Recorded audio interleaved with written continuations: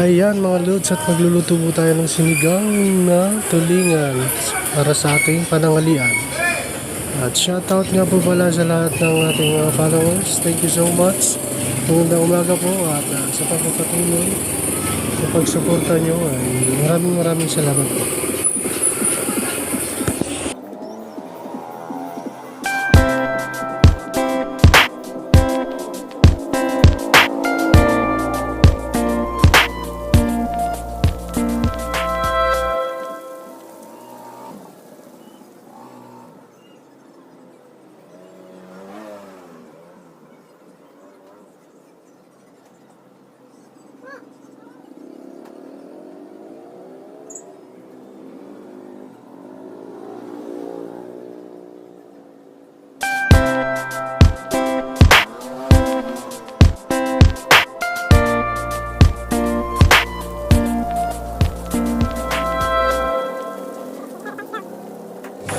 Ayan mga lods, at ilalagay na po natin ang mga sangkap ng sinigang para maumpisan po natin at medyo bilisan po natin dahil mahaba na po ang oras para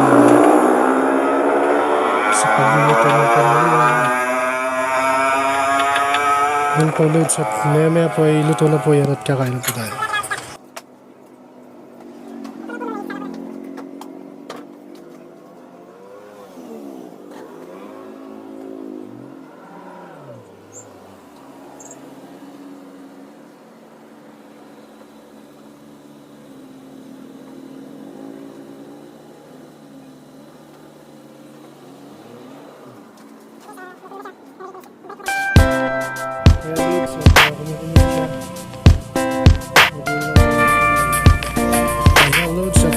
Paluto na po siya at maya po ay kakain na po tayo.